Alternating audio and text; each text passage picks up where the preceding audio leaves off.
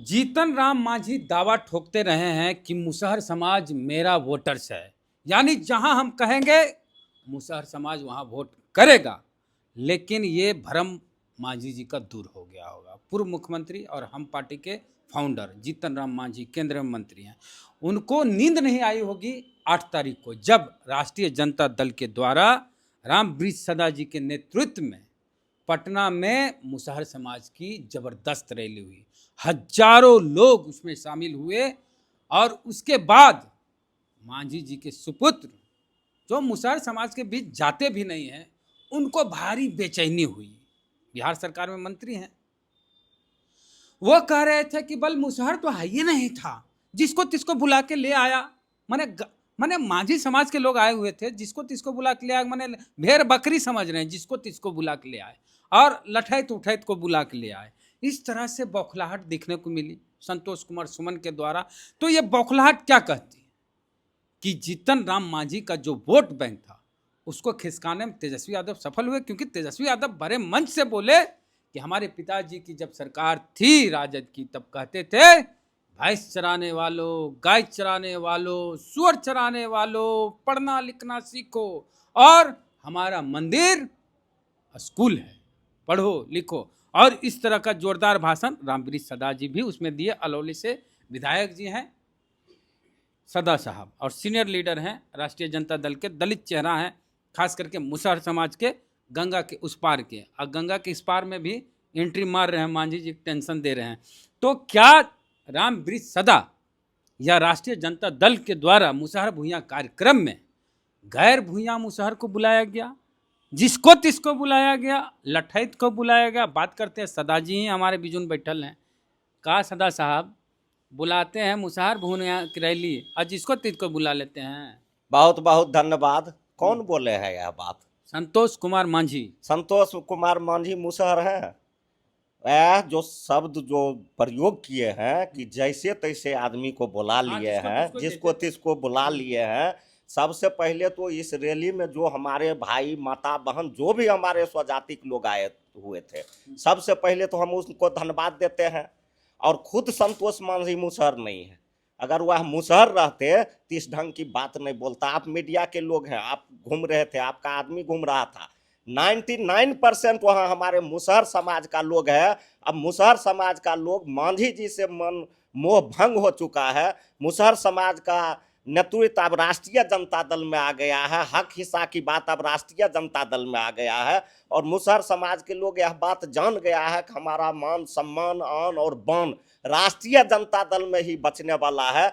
इसलिए दोनों बापू को छटपटाहट छूट गया है, घबराहट हो गया है कि अब हमारा जाति भी हमारा साथ छोड़ रहा है, अब हमारा राजनीतिक रोटी कैसे सेकेंगे। इसलिए यह हम लोगों के स्वजाति पर इस ढंग के बात बोला है। अगर संतोष मांझी जी, माननीय मंत्री जी, अगर मुसहर रहते तो मुसहर के विरोध में ऐसा बयान नहीं देते। तो विरोध में कहाँ बोले? एकदम भी बोलते हैं, जैते पकड़ के जकरे तकरे लोग के लिए आए हैं, लाठीबाज सब के लिए आए हैं। अभी तो गाने मैदान में लाए थे। दोनों बापूत लाठीबाज बन के कितना मुसहर का जमीन हड़प लिए हैं, वही हम लोगों को समझ रहे हैं। ये जमीन हड़पे हैं संतोष मांझी जी, जीतन राम मांझी जी बहुत मुसहर गायब है जिसका जमीन हड़प लिए हैं। हम लोग भी सबूत देने के लिए तैयार हैं कि कहाँ कहाँ जमीन हड़पे हैं। दूसरे को लाठीबाज कहते हैं, खुद दोनों बापूत लाठीबाज बन गए हैं, दूसरे को लाठीबाज बोलते हैं। तो यानी टेंशन दे दिए मांझी जी को। टेंशन हो गया। बिहार के मुसहर भूंइया ने ठाना है इस बार बाबू तेजस्वी यादव को मुख्यमंत्री बनाना है। लालू यादव का पुराना जिन जाग चुका है तेजस्वी यादव के नेतृत्व में। संतोष सुमन का क्या होगा? अब संतोष सुमन समझेंगे कि उनका क्या होगा। ये सब दिन मुसहर को ठगने का काम किए हैं दोनों बापूत। अब मुसहर के नेतृत्व करने वाला और लोग हो गया है, इसलिए मुसहर के जो है से और लोग के साथ जाने के लिए तैयार है। जो उसको बात को सुनेगा, जो उसके सम्मान करेगा, जो उनकी बातों को रखेगा, जो उनकी कामों को करेगा, जो उनको आदर और सम्मान देगा, उनके साथ अगला चुनाव में जो आप एक बड़ा बयान दिए हैं कि मांझी जी अगर नेता होते मुसहर के, तो एगो उत्तर में, एगो दक्षिण में, एगो पूरब में, एगो पश्चिम में मुसहर समाज का विधायक होता, ना कि मांझी जी के घर से विधायक होता 4-5 को। तो क्या इस बार राष्ट्रीय जनता दल से पूरा पश्चिम उत्तर दक्षिण से मुसहर विधायक होंगे? एकदम होंगे। एकदम राष्ट्रीय जनता दल से विधायक होंगे। सबसे पहला पार्टी राष्ट्रीय जनता दल है कि गरीब से गरीब मुसहर को विधायक बनाने का काम किया, चाहे वह रामवृक्ष सदा हो, भगवतिया देवी हो, समता देवी हो, चाहे वो आपका कुमारखंड के गोपाल ऋषि देव हो। वैसा वैसा बहुत उदाहरण है कि गरीब से गरीब लोग को अगर विधायक बनाने का क्षमता रखता है तो वह राष्ट्रीय जनता दल रखता है। और आने वाला समय में जो हम लोगों के नेता वादा किए हैं वह पूरा होगा। और एक मुसहर पूरब से भी विधायक होगा राष्ट्रीय जनता दल में, एक पश्चिम से भी होगा, एक उत्तर से भी होगा, एक दक्षिण से भी होगा। तो फिर मांझी जी क्या होगा? मांझी जी इतना दिन सत्ता के सुख भोगे, रस चाभे, अब तो मांझी जी वृद्धा हो गए। अब हम लोगों के नौजवान पर मुसहर का जिम्मेवारी हम लोगों कंधा पर छोड़ देना चाहिए। तो नौजवान तो फिर संतोष सुमन भी बोले हम जवान हैं। संतोष सुमन कहाँ से जवान हुआ है? क्या कहता है संतोष सुमन जवान रहते, नौजवान रहते तो आज तक कहीं मुसहर ही गए हैं, घूमे हैं? नहीं कोई मुसहर के सम्मान देते हैं? एक रामवृक्ष सदा ऐसा बात हमको नहीं बोलना चाहिए। बेटा के शादी में कार्ड देने के लिए गए थे, इसके गेट पर एक विधायक को रामवृक्ष सदा जैसे लोग को 1 घंटा इंतजार करना पड़ा था। और मुसहर का क्या बात करते हैं? क्या इंतजार करवाया? संतोष मांझी इंतजार करवाया, जीतन राम मांझी जी इंतजार करवाया। आपको? हमको 1 घंटा बेटा के शादी का कार्ड देने के लिए गए थे। आप तो इतने समाज सेवी हैं, इनके बारे में शायद एक बात आप नहीं जानते होंगे कि एक बच्चे को ये गोद भी लिए हैं और वो बच्चा कहीं का इस कहानी है बता दिया जाए। छोड़िए, नहीं उसको हम गोद में लिए, उसका माता पिता बच्चे में छोड़ दिया था, पाए पोसे पाले बड़ा किए। कहीं बच्चा मिल गया आपको? हाँ, कहीं रास्ता में आ रहे थे, मिल गया, अकेला था, रो रहा था, हमको आए लगा, उसको ले चल आए। पाले पोसे बड़ा हाँ, पाले पोसे बड़ा किए, शादी ब्याह सब किए। आज वह मेरा बेटा है, बेटा के रूप में काम करना। इतना बड़ा समाज सेवा कि रास्ते में कोई बच्चा मिल गया इनको, इन्होंने गोद लिया, पढ़ाया लिखाया, अपने बेटे जैसा प्यार मोहब्बत दिया, शादी भी किए जी। तो ये भावना मांझी जी में है कि दूसरा मुसहर कोई गरीब है उसको अपना गोद ले लें।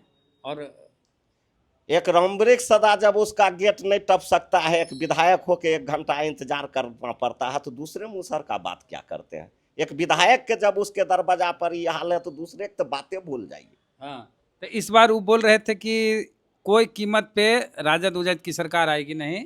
और एक चीज़ है कि संतोष कुमार मांझी फेसबुक पे खूब लगता है कि बीजेपी के IT सेल का वार रूम से कोई उस तरह का भाजपा का कार्यकर्ता सोशल मीडिया हैंडलर पोस्ट कर रहा है, जैसे कि RJD के खिलाफ संतोष कुमार सुमन लगातार लिख रहे हैं और भाजपा के पक्ष में, RSS के पक्ष में। तो लगता है कि उनका फेसबुक संतोष कुमार सुमन चलाते भी हैं कि कोई और चलाता है। जबकि जब लालू यादव की सरकार थी, राबड़ी देवी की सरकार थी, तो जीतन राम मांझी कहाँ थे? सबसे पहला बात आप जान जाइए, आपने संतोष मांझी का बात किया। अगर आज लालू यादव जी नहीं रहते तो जीतन राम मांझी नेता नहीं होते। अगर वो नेता नहीं होते तो आज माननीय मुख्यमंत्री नीतीश कुमार जी उनको मुख्यमंत्री नहीं बनाते। मुख्यमंत्री नहीं होते तो इतना लोग उनको जानता नहीं। और जानने के बाद वह आज पार्टी बदल लिया। एक बार हमारे नेता को कुछ बोल देता है, एक बार नीतीश कुमार को कुछ बोल देते हैं। तो बनाने वाले लोग के साथ जब ये लोग ऐसा करते हैं तो और लोग के साथ ये क्या करेंगे? तो इनका अपना कोई ठीक है, देखते होंगे बयान में कभी ब्राह्मण के गाली देता है, जब ब्राह्मण उधर से धमकाता है कि जी काट लेंगे तो इधर मुसलमान भाई के गाली देना शुरू कर देता है। और जब हम लोग सामाजिक न्याय के लोग खड़ा होते हैं तो फिर अपना ये तीसरा बात बोलना शुरू कर देता है। और सवाल रहा संतोष मांझी जी का। संतोष मांझी जी RSS के कट्टर सिपाही हैं, वह RSS के ट्रेनिंग ले चुके हैं। और आज एक बात आपको भविष्यवाणी हम कह देना चाहते हैं, कह दे रहे हैं, मांझी जी के जाने के बाद अगर संतोष मांझी जी बीजेपी में पार्टी विलय कर दिया, हम पार्टी तो आप कहिएगा रामवृक्ष सदा बोले थे। चलिए, तो बेचैनी तो बढ़ गई है संतोष कुमार सुमन की और मांझी जी की। संतोष कुमार सुमन कुछ भी बयान दे रहे हैं, अपने समाज के खिलाफ बोल रहे हैं।